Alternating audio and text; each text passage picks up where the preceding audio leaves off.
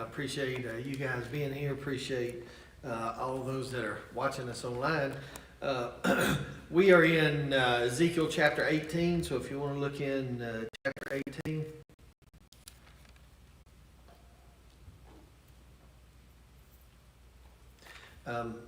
Now, chapter 18 is like chapter 12, or the last part of chapter 12. Chapter 12, verses 21 through 28, was a proverb.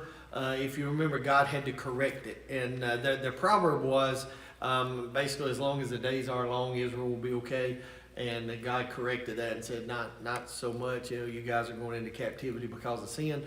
Chapter 18 is God correcting another proverb. That they have this saying, and I want to tell you, it's a proverb, and it's God's correction of a proverb that deals with the people's faulty assumption of individual responsibility. And we'll get into this a little bit later, but I will say chapter 18 and chapter 3 of Ezekiel, those two chapters, it is, and if you want to read, and we'll go through chapter 18 now, if you want to go home and read chapter 33, those two chapters have the most thorough, carefully laid out discourses on individual responsibility, on the fact that you stand before God on your own. It doesn't have anything to do with anybody else. It's your actions, it's your judgment, it's your consequences, it's all about individual responsibility. And so if you look all through the Bible, Ezekiel 18, Ezekiel 33 are probably two of the clearest discussions on that. So I would advise you to read chapter 33 as well. But look at chapter 18, look at the first two verses, because it'll take us a while to get through these first two. Then the word of the Lord came to me saying, what do you mean by using this proverb concerning the land of Israel, saying? So this is the second time God is saying you guys are using this proverb, and it's wrong. Here's the proverb. The fathers eat the sour grapes, but the children's teeth are set on edge. So that's the proverb that they're running around saying. And God asked Ezekiel, ask the people, why are they using the proverb? Now the proverb means, and it insinuates, that the children are suffering for the sins of their parents. And not just consequences, but judgment. So the father sins. God's not only judge the father for his sin, but he's going to judge the son for the father's sin, even though the son might be innocent of that sin. And so that's what they're going around saying. It's a proverb in Israel, that you'll suffer for the sins of your father, kind of thing. And so basically, the people of Israel are using this as an excuse of why God's not going to judge them. And basically they're saying, or really what they're saying is, he's talking about the land of Israel, those people in Judah, they're saying, we're innocent. We didn't do anything. God is threatening to send judgment. He's threatening to send the Babylonians. He's threatening to kill us all. He's threatening to overrun our land, but we're innocent. And they're saying this is the proverb. And the reason that we're suffering now is because our ancestors did bad. And we're all innocent. We're good people. And so it's this pass the buck thing. We're going to blame them for our problems. It's kind of the story. And you read this, and it's, several millennia ago, but it's the same way people act now. Nobody wants to take individual responsibility. Nobody wants to claim that it's their problem that caused them to get in the shape they're in. They always want to blame somebody else. And that's kind of what they're talking about. The problem with Ezekiel, because Ezekiel is trying to kind of bridge the gap here. God is telling Ezekiel, this is what you say. Then the people are responding to Ezekiel saying, well, that can't be right. Surely God's not going to do that, or God doesn't mean that. And so really there's a couple of problems. One is what we call theodicy, justice of God. Surely God is not going to punish us because of something our daddy did, That's an idea. But this is theologically they call it a materialistic fatalism. When these people are going around saying we're innocent, Our ancestors did the sin, and now God is going to send the Babylonians in here to wreck the city and to take all our people. It's a resignation to immutable laws of the cosmos. In other words, we have no control over this. We tried to do good, but even our doing good didn't win us anything. We're still going to be punished even though we were good people. And this is what Ezekiel's having to deal with. It's not just about this justice of God aspect. It's about this, the people have this idea that, we're perfect, we're God-fearing people. We go to the temple, we do everything we're supposed to do. But because our ancestors did wrong, God is going to get us. And so, therefore, they adopted this attitude. There's nothing we can do about it. It's just, it's just a way of things, So they kind of got into this idea of, if we're trying to do good, but it's not going to matter anyway because we're paying for the sins of our fathers, then why don't we just stop trying to be good and do what we want to do? And that's how they got into idolatry. That's how they got into all these sins that they were practicing. Now, Ezekiel, when he's telling this and the people are hearing it, their whole idea is God's being unfair. God shouldn't do that. And I'm going to give you some examples in a minute where that's absolutely based on their history. That's not true.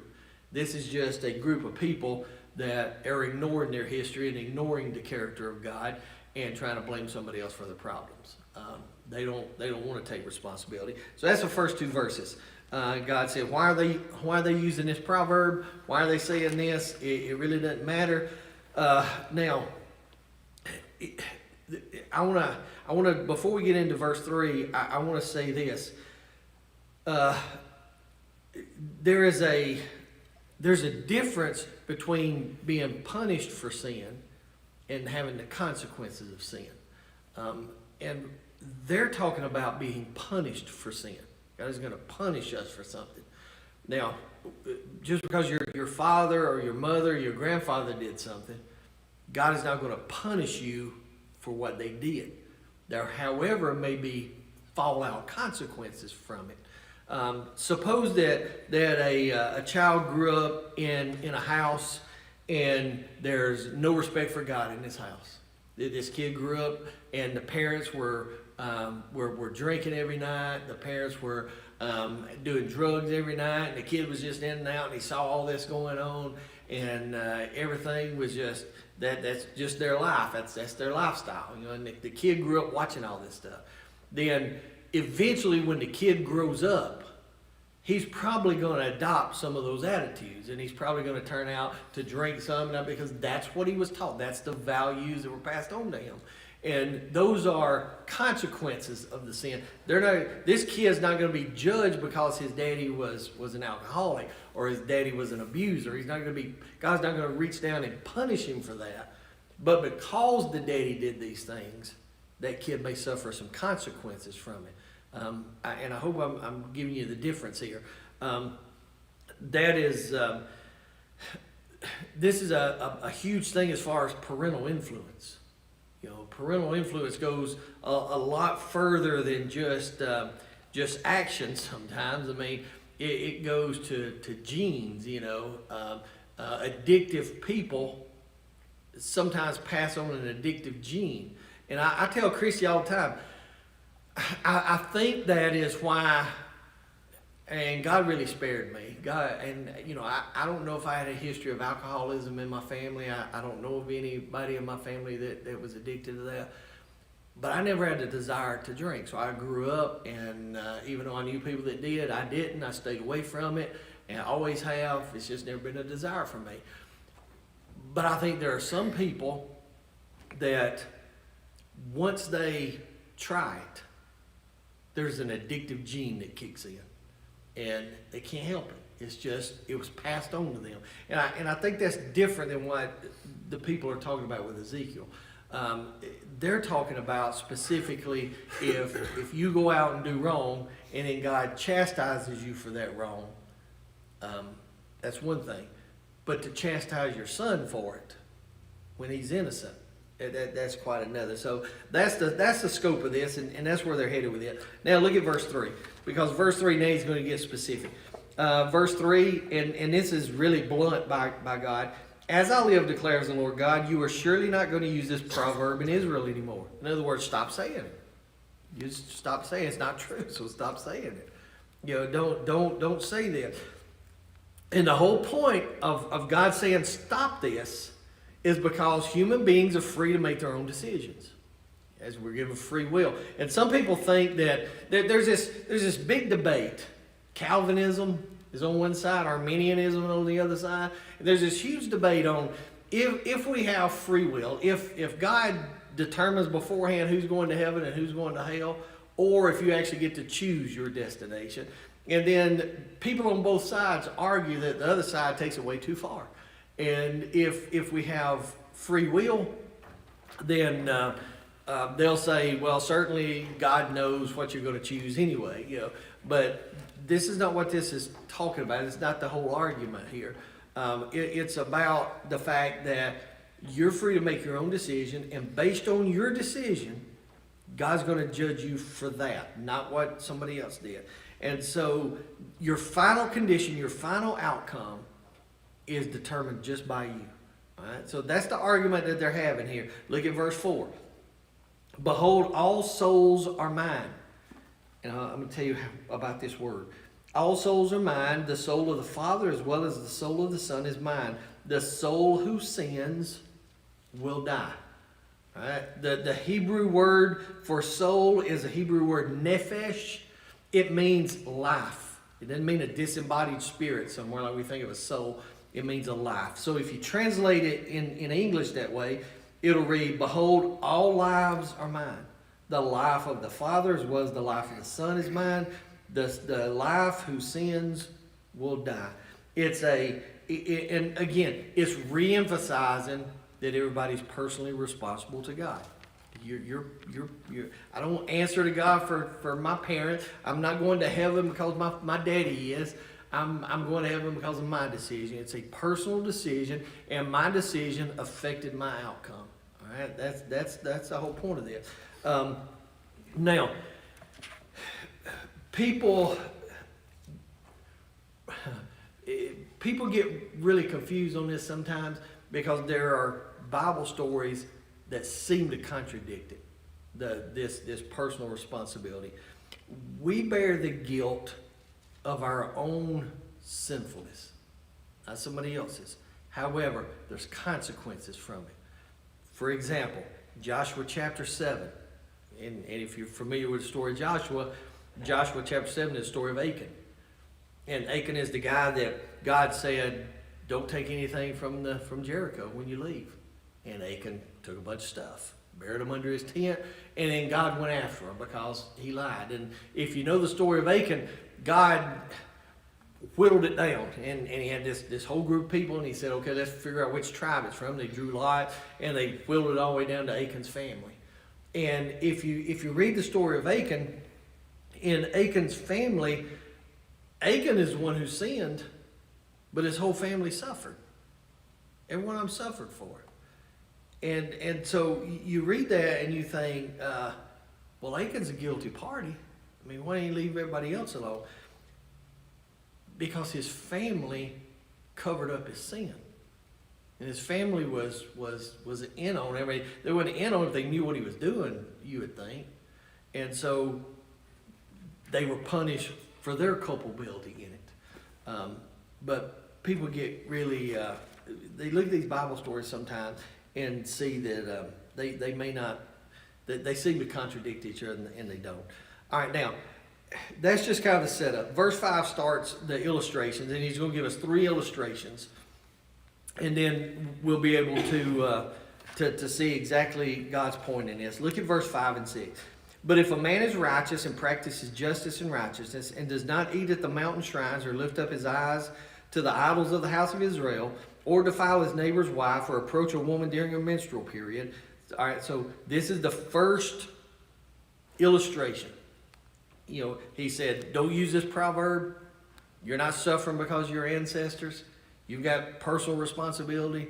And so then he goes on and he makes these points. All right, and look at the first point is the case of a righteous father. That's what verse 5 and 6 is all about. A guy that's living righteously. He's doing the right thing. And look what it says. He behaved righteously. He obeyed the Mosaic law. He's doing everything he's supposed to. And God says that person will live. This person that obeyed those laws. That's the basic point. All right. And so then God goes through this series of 5 things, 5 activities or 5 behaviors that go against this guy that's trying to live righteously. He's trying to follow the law. He's trying to do right. But then God lists 5 things that causes a departure from following God's will. All right, look at the first one. The first one, he says in verse 6, he does not eat at the mountain shrines. All right, so the mountain shrines is eating ceremonial meat that was dedicated to an idol. And he says, this guy that's trying to live right, he's trying to live by the Mosaic law, he's trying to do everything right, and he's going to be okay if he doesn't do this. If he goes and eats this ceremonial meat that's been offered to these idols, then that's strike 1 against him. That's not good. Because God had said in the first 5 really, of the Decalogue, the 10 Commandments, God has told us that Yahweh is first. God is first. Don't put anything before him. And so if you go in and eat this meat that's been consecrated to this idol, then you're departing from God's will. All right? So you're a righteous guy. You're trying to do right. And then God says there's certain things that drive you away from that. The first is that one. The second is in verse 6. He says, number 1, don't eat at the shrines to idols or worship those idols. And then the second thing, defile his neighbor's wife or approach a woman during her menstrual period. Adultery, don't do that. You do that, he said that's the second thing. That's a second activity, second behavior that gets you off the track of righteousness and gets you disobeying God's will. God said you do these things, but don't do this. Now, that one, and then the following ones we're going to look at cover the 5th through the 10th commandment, how we relate to each other. The first 4 is how we relate to God. The last 6 is how we relate to each other. Look at verse 7. If a man does not oppress anyone, that's activity number 3. Oppressing people. And when it uses oppression of people, when it says that, well, look at the last of the phrase. If a man does not oppress anyone, but restores to the debtor his pledge. Here's what he's talking about. Oppression is not taking somebody captive. In this particular instance, oppression is if I go to Jack and I borrow his lawnmower, and Jack says, well, I need collateral. I don't really trust you. You know, I don't know if you'll return or not. And I said, well, here's my watch. You know, my watch is worth $100. Take my watch, and I'll leave that as collateral. Oppression in the Old Testament is if I return Jack's lawnmower, but he refuses to give me back my collateral. That's oppression. And he says, if you're a righteous guy and you're trying to do right, but then you do that, you refuse somebody's collateral when they return what they borrowed, you're in violation of God's will. And he says that's a strike against you. The 4th one, look at the 4th one in verse 7. But he does not commit robbery, but gives his bread to the hungry and covers the naked with clothing. The 4th is not taken from somebody, but given to them. Being generous. He says, if you're a righteous guy and you're trying to live under God's will and you're trying to do the right thing, and you don't provide for those in need, you're no longer following God's will. Because God says, that's what I want you to do. Take care of those kind of people. The 5th one is in verse 8. Look at verse 8. If he does not lend money on interest or take interest. So the 5th one is charging interest to Israelites. God forbid that. Can't charge each other interest. The usurers, those guys that decided they were going to charge interest, were not just charging a little bit, they're charging a lot. And they were hurting their fellow Israelites. And God said, I don't want you doing that. Don't take advantage of people. And so he says, the fifth thing, if you're trying to live right, you're a righteous guy, but you do this thing, you're kind of no longer righteous. You forfeited that status because you're no longer following after God's will. The sixth is in verse 8. If he keeps his hand from iniquity and he executes true justice between man and man. In other words, treat people fairly.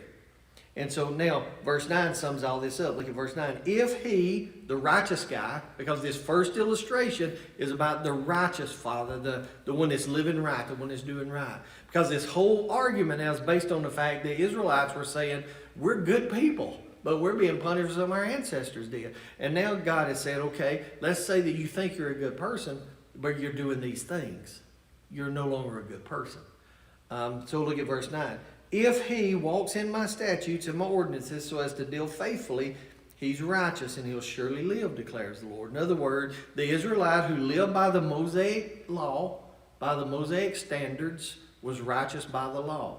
And God said he's going to be okay. And so this person could count on a lifetime of blessing. God's going to take care of him from here on out because he's doing the right thing. And so God's point really is, the first way you determine in this law system righteousness is how you relate to me. Don't put laws before me or gods before me. Don't practice idolatry and all this kind of stuff. The second way that you know if you're living in God's standard is treat each other right. That's the Ten Commandments. That's the point of the Decalogue, how to treat each other. Now, that's the first case. First case is a righteous guy. This is a righteous man. And God is giving us the point that this guy that he's talking about now lives right. He follows the law. He does everything right. Now look at verse 10. Because verse 10 through 13 is the second example. And we're going to talk about this man's son. Look at verse 10. Then he may have a violent son who sheds blood and who does any of these things to a brother. Though he himself did not do any of these things. That is, he even eats at the mountain shrines and defiles his neighbor's wife, oppresses the poor and needy, commits robbery, does not restore a pledge, but lifts up his eyes to the idols and commits abomination. He lends money on interest and takes increase. Will he live? He will not live. He has committed all these abominations. He will surely be put to death, and his blood will be on his own head. All right, so this righteous man is doing right.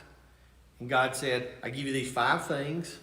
He's not charging interest. He's not committing adultery. He's giving to the poor. He's a righteous guy. But then this man has a son. And his son is just the opposite. He's a wicked guy. And all the things that the righteous guy is not doing, the son is doing. He's charging interest. He's committing adultery. He's doing all these things. And so he said, he even goes so far as to say, this man's son even sheds blood of other people. He's a killer. And so the son is going to do all the bad things that his father avoided doing, and he's failing to do all the good things that his daddy did. All right, so it's just the opposite. Now, look at what he says about him in verse 13. He's going to die. He's going to be put to death. Here's what he's saying. He's going to die for his own sins. It's his sins that's causing them. It was his responsibility, and so his death is his own. I mean, he's not paying for anybody else. It's his. The righteous daddy did everything right, but had a son who did everything wrong. And this son cannot say now, wait a minute, my daddy was righteous, so can't I get a pass? God said, no, that's not the way it works. He stands on his own. He did these things, and he's going to pay for these things. All right? So God is, and his outline is, and I don't know if the children of Israel noticed it, and I don't know if you've noticed it yet, but God is actually given an identical historical pattern of something that happened to the Israelites. I mean, he's actually given them their history without giving them their history. And so he says he got this righteous daddy, did everything right, had this violent son, did everything wrong. Now look at verse 14, because here's the third example. Now we've got the case of a righteous grandson. Got a righteous father who did everything right, He has a son that does everything wrong. Then he has a grandson that does everything right. Look at verse 14. Now behold, he has a son who has observed all his father's sins, which he committed, and observing does not do likewise. He does not eat at the mountain shrines, or lift up his eyes to the idols of the house of Israel, or defile his neighbor's wife, or oppress anyone, or retain a pledge, or commit robbery. But he gives his bread to the hungry, and covers the naked with clothing. He keeps his hand from the poor, does not take interest or increase, but executes my ordinances, and walks in my statutes. He will not die for his father's iniquity, he will surely live. As for his father, because he practiced extortion, robbed his brother, did not do what was good among his people, behold, he will die for his iniquity. So you see how this did. You have his righteous daddy, his righteous father does everything good.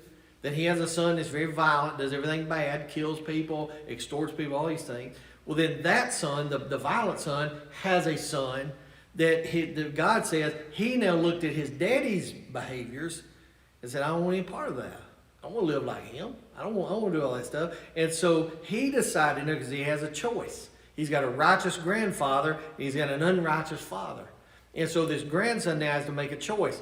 Who am I going to emulate? And so the grandson in the story decides, I don't want to be like my daddy. I'd rather be like my granddaddy. And so the son in the story, the grandson in the story, turns to the good side. So you got a bad father. You got a good father, then a bad son, and then a good grandson.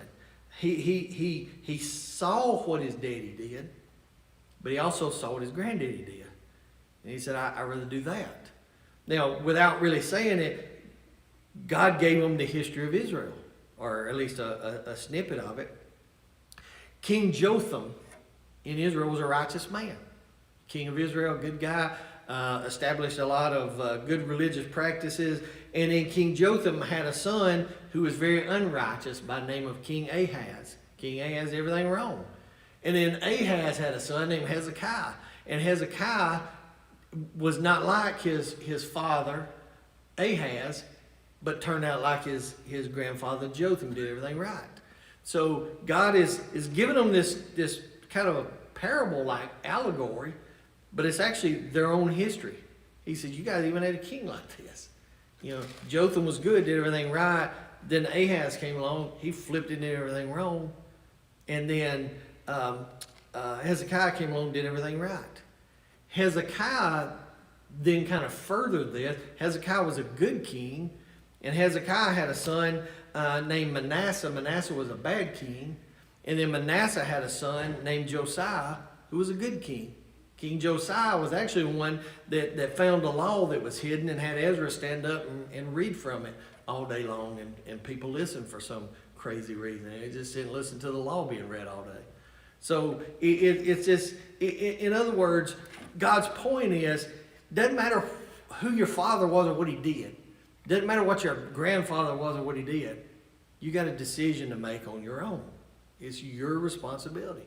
You don't have to be like your wicked granddaddy, or you don't have to be like your wicked, great granddaddy. You can be your own person. You can decide for yourself. That's individual responsibility.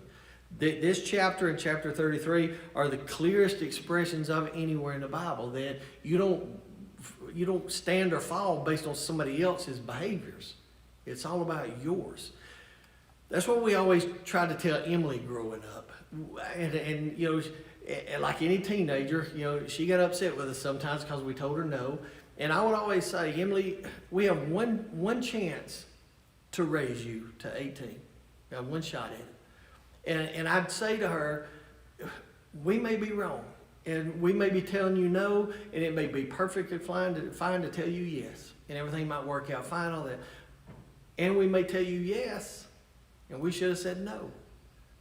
But I told her, me and your mom are making the best decisions we can make. And we're trying to show you the values that will make you succeed and learn who Jesus is and grow in it. We're trying the best we can because we got 18 years to do it. And then you're an adult, then you're going to be gone, and then you got to rise or fall on your own. Then you got to stand on your own 2 feet.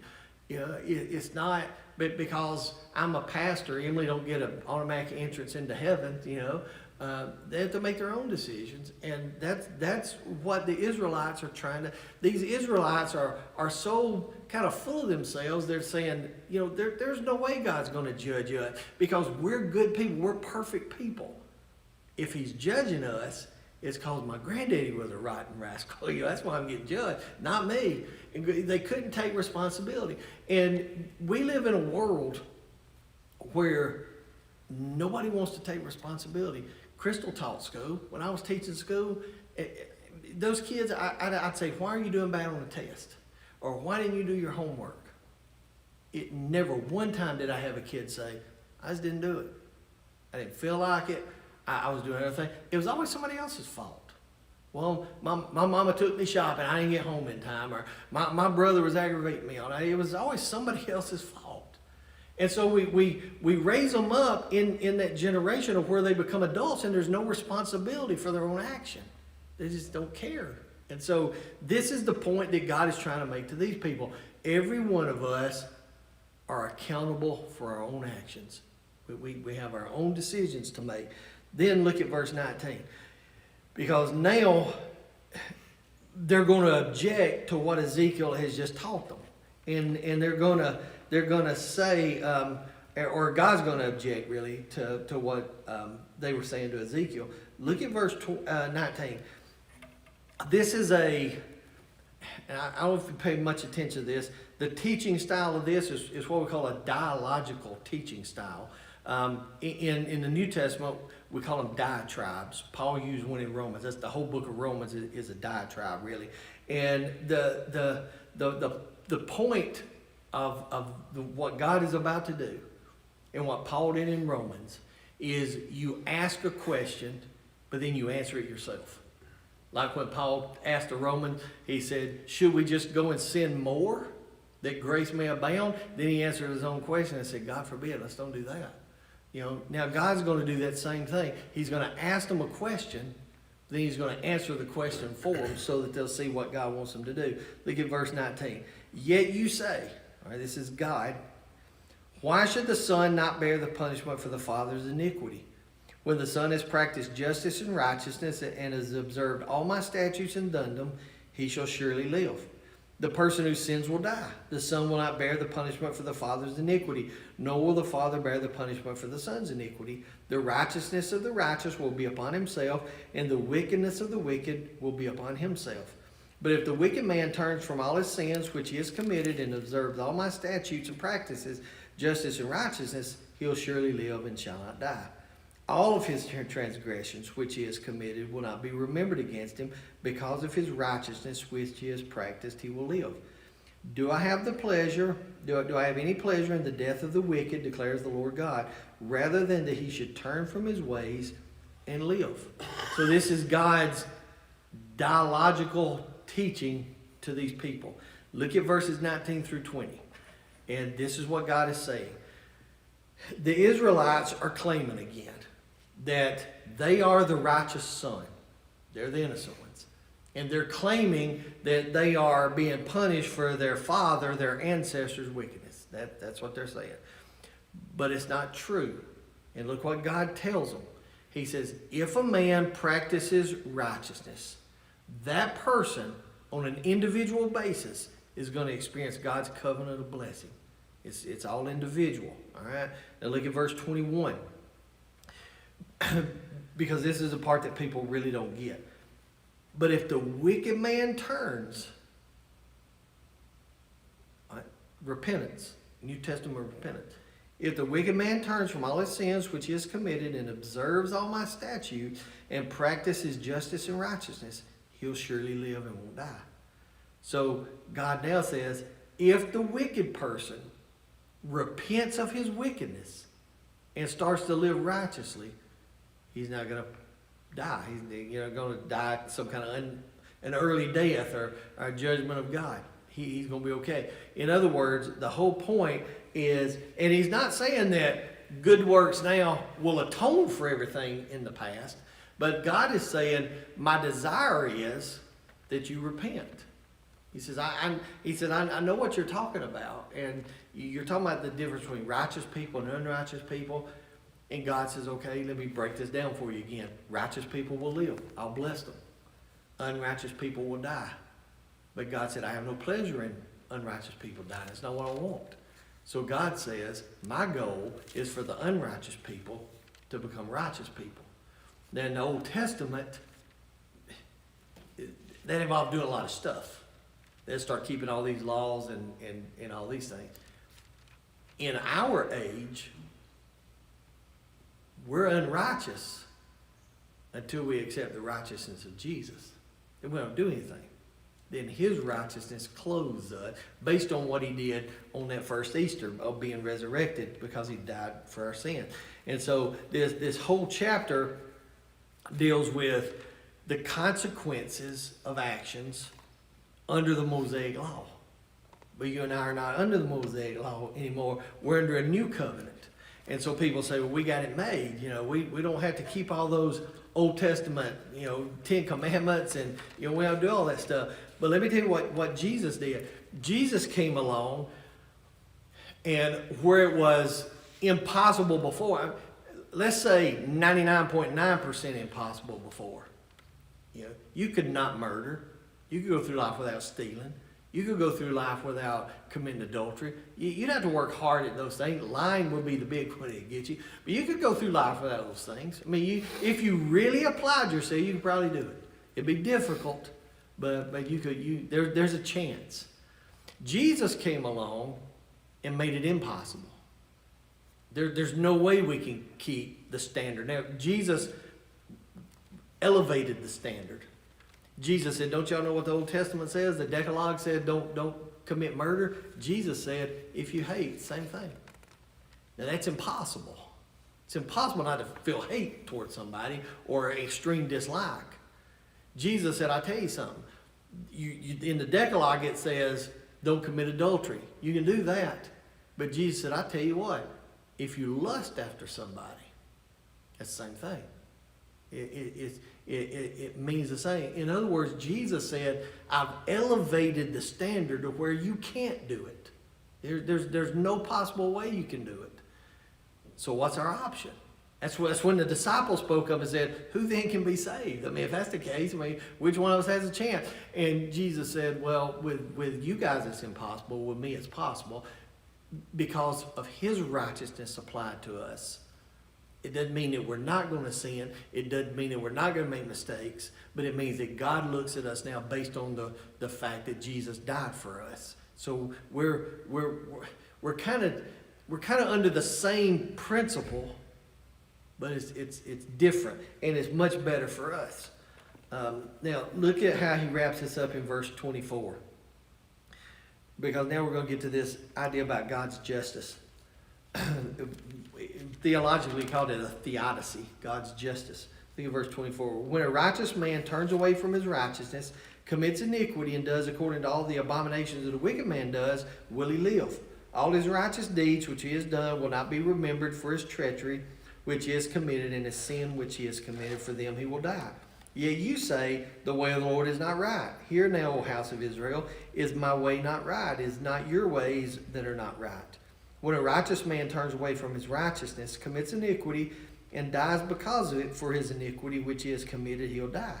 Again, when a wicked man turns away from his wickedness, which he has committed, and practices justice and righteousness, he'll save his life. Because he considered and turned away from all his transgressions which he had committed, he'll surely live. He shall not die. But the house of Israel says, the way of the Lord is not right. Are my ways not right? It's God's question, then he answered, O house of Israel, is it not your ways that are not right? So God said, okay, now let me tell you about this. Let's flip this around. If there's an unrighteous guy, he's living in iniquity or in sin, but he repents and becomes righteous, he'll live. He's going to be okay. He said, but if that righteous guy, and we're talking about the Mosaic law, and we're not talking about losing your salvation in the New Testament. He says if a righteous guy all of a sudden turns and starts living unrighteously, all the good that he's done will not make up for the fact that he's now living unrighteously. And so this righteous guy, this turned unrighteous, will die in his sins. And so then God said, but you guys are saying that's not right. You guys are saying I'm not fair. And he said, am I wrong or are you wrong? That's really what God is saying here. He said, I say this is the way because I want people to be righteous. I want them to live right. And if they're not, then they have to be judged for it. Now, again, we're not under the Mosaic law. We're under a new covenant. And it's much better because Jesus came and did all the work. We don't have to do it. We just have to trust in his goodness. But that's what God is saying. Because they had a hard time. Their hard time, and people have a hard time with it today. Their difficulty came with, okay, if all right, God, if you're telling me that an unrighteous guy, somebody's lived in sin for years, and then all of a sudden does right, they're okay. But then you got this guy that's for years has done right, and then all of a sudden does a little bit of wrong, he's not okay. And they say, God, that's not fair. That's not fair that this guy can have a lifetime of sin and maybe a couple of months of goodness and be okay, but this guy has a whole lifetime of goodness and just a little bit of sin and he's not okay. And they say, God, that's not fair. And God said, why are you telling me that's not fair? Am I wrong or are you wrong? And I'm telling you, God's not wrong. So this is, again, it's the idea of human responsibility, personal accountability, personal responsibility. And I think we need to be teaching our kids and other adults that principle, because I think it's lost on some folks. You know, there's nobody's willing to say it's my fault. I did it. You know, and I take responsibility. Anyway, that's chapter 18. Any questions about chapter 18?